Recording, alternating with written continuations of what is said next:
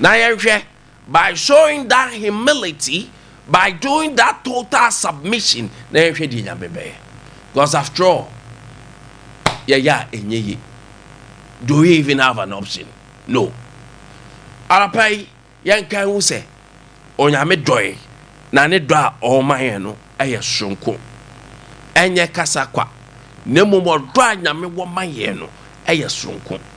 Ɛno nti na yenwie nsa. Nyame eni yenwie ye. God is still in the processing business, and is processing us till we get the finished product. We are raw materials, and we are in the factory of God, and God is processing us.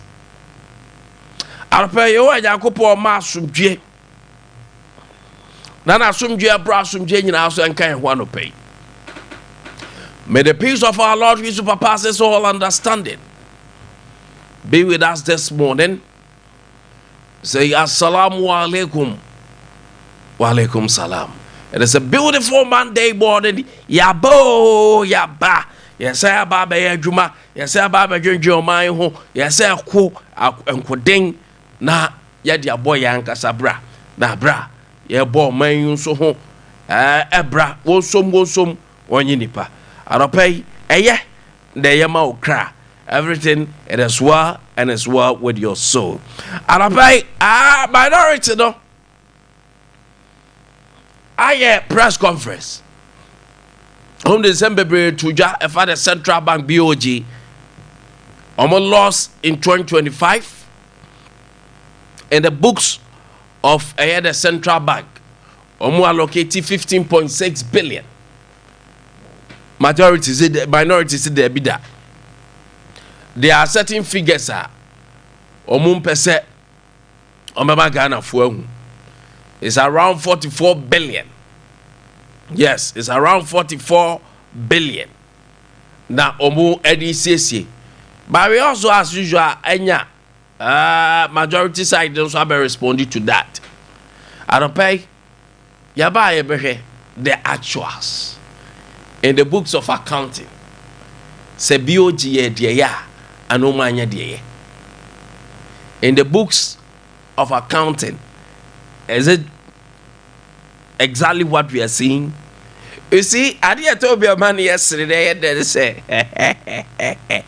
you see, when it comes to banking and finance, bankers know money on the shadi. Accounts for where ni you operate when it comes to books. Count for money. Then you have the economists. Economists for those who money on the ship. From which perspective was minority talking? Central Bank, and then a more mature side you do. And they neglected some of these things. Minority. It's a very wonderful debate. It's a very, interesting times. Dealing with figures,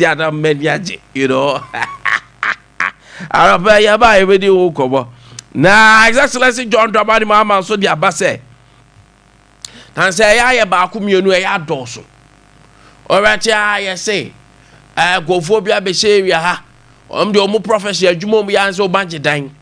Nadano could track a cradence and walk was a buaya waba. Near Cocosopa, and say a TB, a lata phobi dear, yenina yenim, Chroma yenim, baby omujina, baby omu ward, the day. My parents say, Cabaya pa, yen shamra kitty pa. Obio be na agin se sabi. Obedi mpama gro de agisika, non de ose na adwuma no. Say ni pa de yen shamra kitty eche se, yen man yen criminal. Ti se yen criminalize no. Te obi akwa ya ahoro bi. Ye ni omu nyina anko gina sa ai dibia no. Arape ye be hwe no ho asem eso aka. Ye be hwe ho asem eso aka. There's a debate that is going on. ECG for installations, various installations, koso. Na transformers, high capacity transformers, the aba Kumasi rate. I know your bulk supply.